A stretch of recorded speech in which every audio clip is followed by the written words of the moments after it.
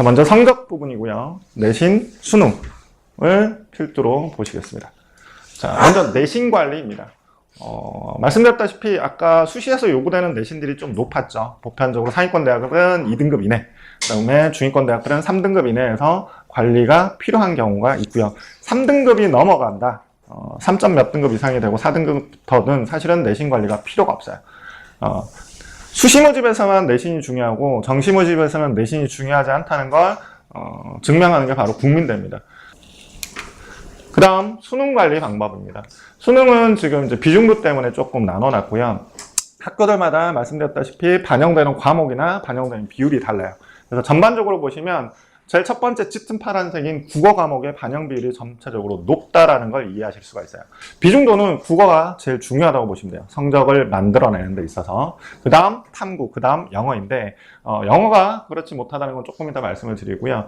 그러면 무조건 국어만 시간 투자를 해야 돼? 저는 그렇게 보지는 않습니다. 점수 따위가 본인이 도저히 어려운 과목을 굳이 전전긍긍하면서 공부한다고 해서 점수가 효율적으로 오르느냐? 그렇진 않아요. 가장 이상적이려면 내가 투자한 만큼 결과치가 나온다면 누구나 다 투자를 하겠죠. 하지만 투자 대비 결과는 항상 정비례하지 않습니다. 그렇기 때문에 내가 어디다 투자를 해야지 효율적인 것인지를 판단하신다면 저는 대부분 학기 초에는 탐구를 오히려 권유를 해드려요. 학기 초부터 여름방학 때까지 탐구를 잡아놓지 않으면요, 탐구가 자꾸 발목을 잡아요. 학기 초반에 1학기 여름방학 전까지는 탐구를 비중을 조금 더 두고 잡아주시는 것이 점수 올리기가 쉽다는 거고, 국어는 당연히 꾸준히 하셔야겠죠. 꾸준히 하시는 과목이기 때문에 시기적으로만 말씀을 드렸어요. 그 다음 영어에 대한 얘기입니다. 영어를 왜 제가 비중을 제일 낮게 받는지를 말씀드릴게요. 자, 원래 영어가 절대평가가 되기 전 상대평가의 기준으로 해서 그래프는 이래요.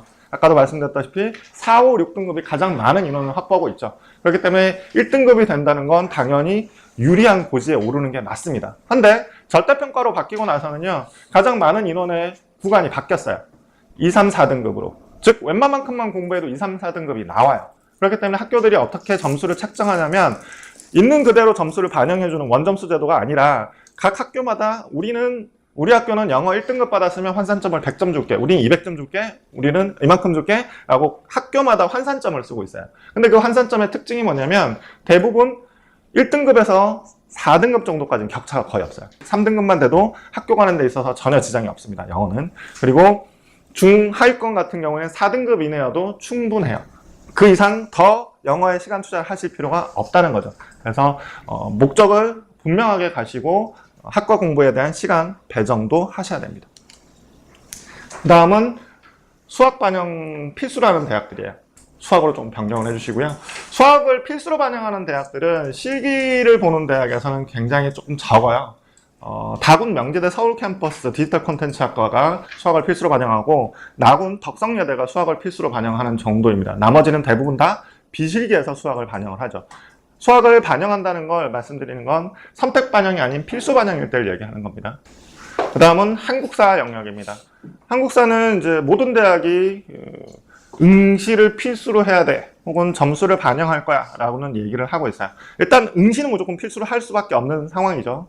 그리고 한국사를 반드시 보는, 점수에 반영하는 대표적인 대학이 건국대랑 서울과기대가 있습니다.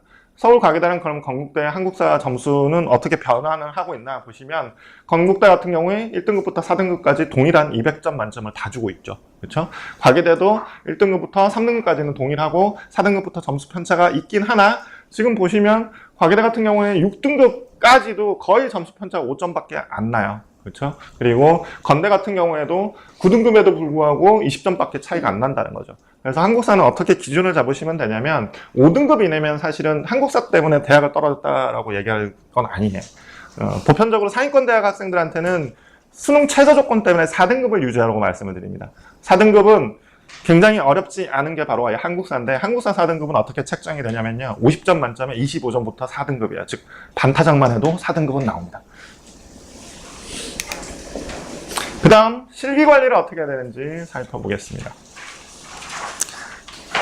현재 현존하는 실기고사 명칭은 대표적으로 그냥 그룹핑해서 말씀드리면 기초 소양평가, 기초 조형, 기초 디자인, 발상과 표현, 사고의 전환, 그리고 이대의 드로잉이라든지 고려대의 자유표현이라든지 이런 기타 부류로 넘어가게 되는데, 가장 많은 범주가 저희가 그룹핑을 이렇게 합니다. 기초 조형은 기초 소양으로 묶어서 같이 얘기를 해요. 그래서 기초 소양평가 유형 하나랑 기초 디자인 유형, 그리고 사고의 전환, 발상과 표현 하나로 묶어서 이렇게 제가 세 가지로 제시를 해볼게요. 그리고 이 아이가 실기를 5타임을 해야 되나 4타임을 해나 뭐 이런 것들을 한번 얘기해 보겠습니다. 자, 먼저 실기 과목이 결정짓는 가장 중요한 요인 중에 하나가 바로 성적이죠. 결국은. 자, 3등급 이내로 들어오고 있는 아이라면 일반적으로 2등급 이내부터는 기초 소양평가 유형만 하셔도 돼요.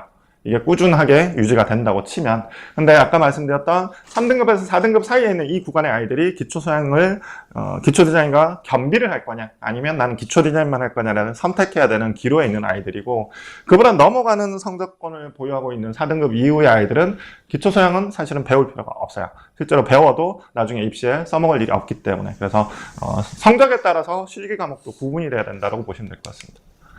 자, 그러면 기초 소양평가 유형은 어떤 대학이 이 실기 유형을 선택하고 있느냐? 서울대, 국민대, 고려대, 시립대, 이대, 과기대, 성대 이런 상위권 대학들이 일반적으로 기초 소양평가 유형의 실기를 치고 있어요. 그리고 이 기초 소양평가 유형도 모든 학교가 다 똑같은 방식으로 시험을 치르진 않아요. 학교마다 유형이 조금씩 차이가 있습니다. 그래서 그 유형을 저희는 이렇게 나누고 있습니다 라고 얘기를 하고 있습니다. 그리고 기초 디자인, 전국 미대의 80% 이상이 전부 다 기초 디자인을 선택을 하고 있어요. 기초 디자인은 선택 실기를 하던 단일 실기로 하던, 즉 기초 디자인을 배우면 초상위권 대학들, 최상위권 대학들 이외의 대학들을 못 가는 대학이 없다는 거죠. 그래서 기초 디자인이 그만큼 훨씬 더 월등하게 많은 숫자가 선택을 하고 있고요. 대부분 중상위권 대학에서 하위권 대학까지 전부 다 후진을 하고 있습니다. 마찬가지 이 기초 디자인도 유형이 조금 달라요. 소묘를 포함하고 있는 유형도 있고, 연출 위주로 물어보는 대학도 있고, 제시어로 물어보는 대학도 있고 해서 그룹핑하는 것들을 나중에는 이제 섬세하게 하게 되실 겁니다. 그러면 이제 이 실기 과목을 선택을 해서 이제 어떻게 운영을 하냐면, 보편적으로 학기 초에는 개념 수업을 합니다. 이 실기는 과목이라는 건 어떤 것들을 묻고 있고 어떤 것들을 위주로 해야 되는지에 대한 개념을 잡는다면, 중반부터는 유형을 파악해요. 이 학교들은 이런 유형, 그래서 이런 유형, 예를 들어서 제시어 유형을 잘 풀 수 있게끔 하려면 어떤 공부를 해야 되는지, 뭐 연출 유형을 잘 하려면 어떻게 해야 되는지, 이런 유형별의 학습을 탐구하고요. 그 다음 그 기간이 이제 지나고 나면 그 유형들을 내가 다 잘할 필요가 없죠. 내가 지원하려고 하는 학교에 따라서 어느 유형을 위주로 더 많이 공부를 해야 되는지를 분석해 놓고 수업을 들어가는 게 보편적입니다. 자, 실기의 채점 기준은 이렇습니다.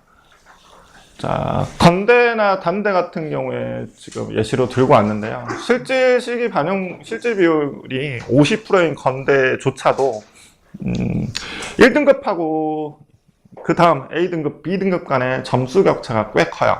그냥 저희가 100점 만점으로 생각하면 점수 격차가 별로 없는 것처럼 보이지만, 실제로 총점은 거의 대부분 학교들이 1000점 만점을 기준으로 합니다. 그렇기 때문에 단순히 표면적으로는 100점 만점에 100점, 90점 이렇게 되는 것 같지만, 이게 반영 비율인 50%를 적용해서 500점 만점으로 바뀌었을 때는 점수 격차가 굉장히 커진다는 걸 보여드리기 위해서 만든 차트입니다. 많은 선생님, 대부분 선생님들한테 고루 좋은 점수를 받는 그림을 배워야 돼요. 내 그림이 좀 독특해서 어떤 교수님한테는 굉장히 좋은 점수를 받고 어떤 교수님한테는 굉장히 낮은 점수를 받았다면 이 친구의 평균점은 오히려 안 좋게 나옵니다. 한데 내 그림이 아주 독특하진 않더라도 그냥 누가 봐도 괜찮네 라는 수준의 그림을 그린 친구의 평균점은 훨씬 더 높아집니다. 그래서 특색 있는 그림을 그려야 될 시기가 있고요. 굉장히 안정적인 그림을 그려야 될 시기가 있는데, 그냥 간단하게 말씀을 드리면 실기대회라든지 수시 모집에서는 조금 더 특색 있는 그림을 그려야 되는 건 맞아요. 하지만 정시 모집은 대부분 안정감 있는 그림을 일반적으로 그립니다. 그래서 시기별로 접근하는 교육법도 이런 식으로 차이가 있습니다. 1년간 이제 수업 계획인데요. 이제 요거는 이렇게 보시면 될 것 같아요. 아까 말씀드렸듯이 수시를 조금 더 집중해서 준비해야 될 아이가 있고, 정시를 조금 더 집중해야 될 아이가 있는데, 내가 지금 상황에서 수시를 조금 더 많이 비중을 두고 준비를 해야 되는 친구라면, 학기 중에 수업 타임 수를 조금 더 많이 가져가는 게 좋고요. 그 다음은 주중반에서 수업하는 게 보편적으로 유리합니다. 수시 모집을 크게 염두에 두시는 학생들 같은 경우는 주말에서 꾸준히 매일매일, 그리고 일정 시기가 되면 타임수를 늘려서 주말까지도 가져가는 게 보편적입니다. 단 나는 정시 모집이 조금 더 비중을 높게 본다라고 하시면 성적 관리를 같이 해야 되기 때문에 과도하게 수업을 많이 들으라고 얘기하지는 않습니다. 그래서 표준적으로 저희가 5타임 혹은 학생들에 따라서 4타임 정도로 제한을 하면서 수업과 성적 관리를 아주 균형감 있게 적응할 것을 당부를 드립니다. 그 다음 간단하게 이제 서류하고 면접들을 이제 설명을 해드릴 텐데요.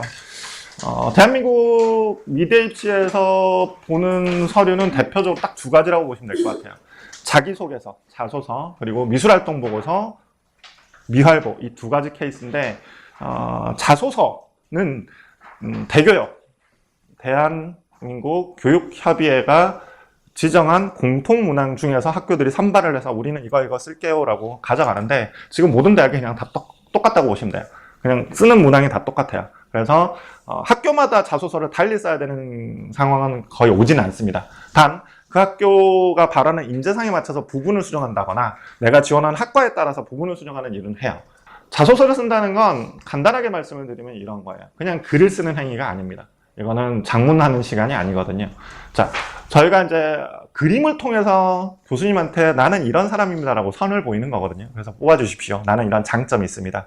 라는 거라면 서류도 마찬가지예요. 이 글이라는 걸 통해서 내가 이런 사람입니다 라는 걸 보여주는 자리이기 때문에 글을 잘 쓰는 영역이 필요한 게 아니라 내가 어떤 사람입니다를 보여주는 컨셉이 굉장히 중요해요. 자소는 일반적으로 가장 대표적으로 출발을 하는 게 서울대입니다. 서울대 이제 수시 모집 때문인데, 서울대를 치는 친구들은 이미 이제 자소서를 준비를 어느 정도 하고 있어야 되는데 이게 하루아침에 되지는 않아요. 굉장히 어려운 일입니다. 왜 그러냐면 평상시에 나를 누군가한테 소개한다는 거를 능숙하게 해본 친구들이 아니기 때문이고, 그 다음 무슨 활동을 써야 되는지, 어떤 걸 부각시켜야 될지 굉장히 난해해지거든요. 그리고 또 하나는 자기소개서만 따로 보지는 않아요.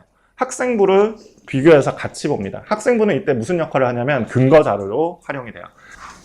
그 다음 미술활동 보고서입니다. 홍익대만 사용하는 서류의 형식인데 자소서하고는 좀 달라요. 홍대 미활보는 오롯이 미술 관련된 활동만 쓰게 돼 있어요. 그리고 항목별로 교과, 미술교과 혹은 미술교과, 이외교과 총 5개를 쓸 수 있고, 비교과 영역 총 10가지 이내, 그리고 종합난, 굉장히 서류가 분량은 조금 더 많습니다. 근데 이거랑 유사하게 쓰는 학교가 이화여대입니다. 이화여대 보고서도 홍대 방식하고 거의 유사해요. 단 개수가 절반 정도로 줄어 있습니다. 그래서 보편적으로 홍대를 준비하는 아이들이 홍대 서류를 기반으로 조금 편집을 해서 이대를 같이 넣는 게 그래서 보편적으로 수월합니다. 그리고 서울대 같은 경우에는 추천서가 따로 들어가요. 서울대 추천서는 추천인이 제한이 되어 있습니다. 아무나 추천할 수 없어요. 일가 친척은 당연히 안 되겠죠. 그리고 제한된 범주가 아주 좁다고 보기는 좀 애매한데요. 그냥 대부분은 학교 선생님들이 많이 해주세요. 근데 어떤 경우도 있냐면 서울대 추천서의 가장 중요한 점은 뭐냐면 나를 오랫동안 객관적으로 지켜본 사람이 쓰는 게 가장 좋아요. 근데 홍대는 그거보다 훨씬 더 까다로워요. 홍대 같은 경우는 추천인이 아무나 될 수 없습니다. 나를 지도한 적이 있는 고등학교 시절 미술 선생님이어야 합니다. 물론 그런 선생님이 부재한 경우, 없는 경우라면 다른 선생님의 교과 선생님이 들어올 수도 있고 다른 분이 쓸 수도 있지만 사유서를 제출해야 되는 단점이 있죠. 그 다음 면접, 또 큰 틀에서는 2가지 면접 유형인데요. 역시나 홍대는 면접이 조금 다른 방식으로 이루어지고요.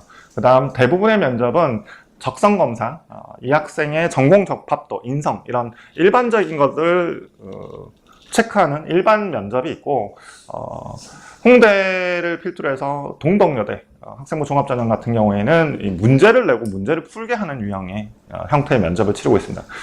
대표적으로 홍대 같은 경우에는 2가지 문제를 줍니다. 면접장에서 면접 대기하는 시간 24분 동안 이 2가지 질문에 대한 답변을 준비를 해야 돼요. 한 문제는 이미지를 비교 평가하는 문제고요. 한 문제는 실제로 그거를 드로잉해서 보여줘야 됩니다. 미술사를 달달달달 외운다고 해서 이 면접에서 절대 도움이 되지 않습니다. 이미지를 분석할 때 중요한 건 암기된 지식을 물어보고 싶으신 게 아니에요. 이 친구가 조형적으로 이미지를 읽어낼 수 있는 능력이 있는가를 확인하시는 거기 때문에 그런 훈련은 오히려 독이 된다라고 이해를 하시면 될 것 같습니다. 그리고 드로잉 또한 이 친구의 표현력을 점검하려고 한다기보다는 이 친구가 생각했던 바를 시각화할 수 있는 기본 능력이 있는지를 보시는 거예요. 그것보다 더 중요한 건 그게 논리성이 있는가, 타당한가, 이것들을 체크하시는 거기 때문에 거기에 대한 훈련들을 하게 될 겁니다. 그리고 일반 면접 같은 경우에는 대표적으로 서울대나 국민대에서 가장 많이 볼 수 있는데, 서울대나 국민대 면접의 공통점은 본인의 그림을 들고 면접장에 들어갑니다. 그래서 본인의 그림에 대한 설명이 일단 필수적으로 연습이 돼야 돼요. 사회 이슈에 대한 질문들을 간간히 하세요. 국민대도 그렇고 서울대도 그렇고, 이거는 그 사회 이슈를 얼마만큼 박학다식하게 알고 있느냐를 체크하시는 게 아니라 순발력이라든지 아니면 이 학생의 태도를 본다라는 측면이라고 이해하시는 게 더 맞는 것 같습니다. 그러면 이렇게 전략을 잡아서 합격을 한 선배들의 사례를 한번 보여드리겠습니다. 자, 이 친구는 작년 수시 서울대 최종 합격을 한 학생이고요. 디자인학과를 지원했습니다. 옆에 오른쪽에 있는 그래프를 보시면 아시겠지만 성적도 꾸준히 좋은 아이였고 실기력도 충분히 좋은 아이였죠. 근데 이 친구의 이제 전략적인 지원의 방법은 뭐냐면, 이 친구는 다른 것들도 좋았어요. 내신도 나쁘지 않았고 비교과 활동도 좋았기 때문에 수시 모집에서 서울대 2대를 중점적으로 준비를 했습니다. 그리고 최종적으로 다 통과를 했죠. 그래서 이 친구는 수능에 조금 더 많이 시간 투자를 했다기보다는 수능은 3등급으로 유지한 상태에서 수능 최저를 맞춘다는 가정하에, 왜냐하면 이런 친구들 같은 경우 만약에 점수가 미끄러지면 정시 모집에서 국민대를 생각할 거기 때문에 다른 과목을 또 열심히 할 필요도 없고요. 그래서 기초 소형 실기 과목을 위주로 수능은 3등급 정도의 수준에서 관리하고 나머지 비교과라든지 서류 면접들을 챙겨서 최종 합격을 서울대랑 이화여대를 간 친구입니다. 자, 그다음은 건국대를 수시 리빙 디자인학과에서 합격한 친구예요. 이 친구는 상대적으로 수능 성적은 좀 낮습니다. 자, 수능 성적이 낮은데 내신 성적이 좋다. 그러면 그 내신 성적을 활용할 수 있는 시기는 수시 모집밖에 없죠. 자, 이 친구는 그 점을 10분 활용해서 본인의 실기력이 좋은 것들을 활용해서 수시 모집에서 정시 모집에서는 쓸 수 없었던 건대를 붙어서 가는 사례입니다. 즉, 내가 지금 갖고 있는 장단점이 뭔지를 철저하게 파악을 해야 되는 이유가 이런 케이스 때문이라고 보시면 될 것 같습니다. 다음은 이 친구는 동덕여대를 수시에 합격한 친구인데요.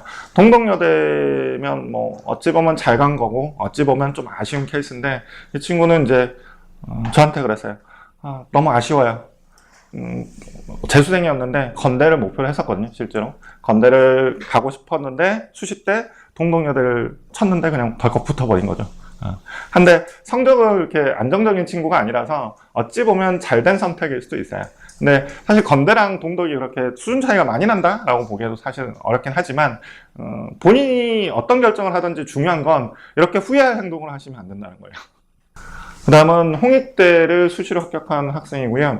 그래서 이 친구는 서울대 위주로 계속 준비를 해왔던 친구고요. 정시 모집에서는 서울대가 안 되면 국민대, 그래서 기초 소양만 위주로 준비를 해왔고 내신은 제 기억으로 2.12 정도 됐어요. 그래서 디자인학부를 지원하기에는 조금 무리수가 있었고 학생부 활동은 매우 좋은 편이었어요. 좋은 편이어서 홍대를 적극적으로 이제 준비를 했던 친구고 최종적으로 합격을 했는데 하나 이제 청기 누설을 해드리면, 홍대를 붙은 학생들, 그러니까 홍대를 지원했는데 이 활동이 있는 아이들은 무조건 붙었어요. 그 활동이 뭐냐면 서울시에서 운영하는 영재교육원에 들어갔던 아이들 중에 떨어진 아이는 제가 지도한 학생 중에는 없습니다.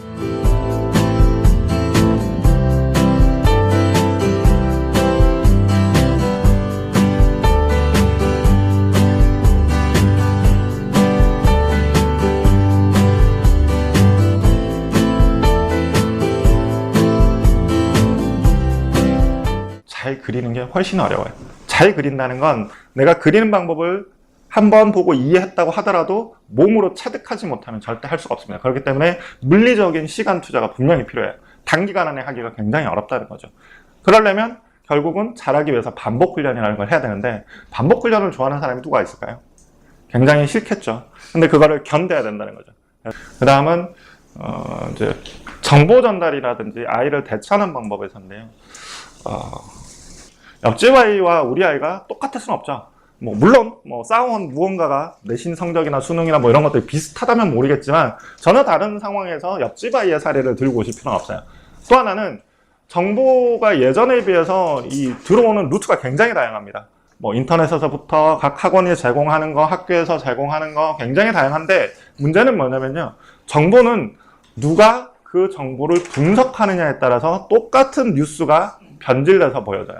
그래서 마냥 그 정보를 믿지 마시고 이 정보가 정말 진실성이 있는 정보인지 확인을 하시는 필요가 있다는 말씀을 드리겠습니다. 그리고 말씀드렸다시피 입시하는 데 있어서 특히 미대 입시하는 데 있어서 가장 중요한 장점이 지구력이고요. 그 다음은 경쟁입니다. 이 지구력에서 지치게 되면 아무래도 끝까지 결실을 못 냅니다. 그리고 경쟁을 자꾸 꺼려하고 두려워하면요.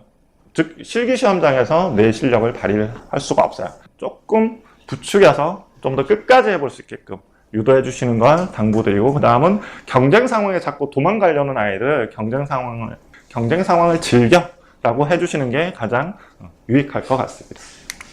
네, 제 설명은 여기까지입니다.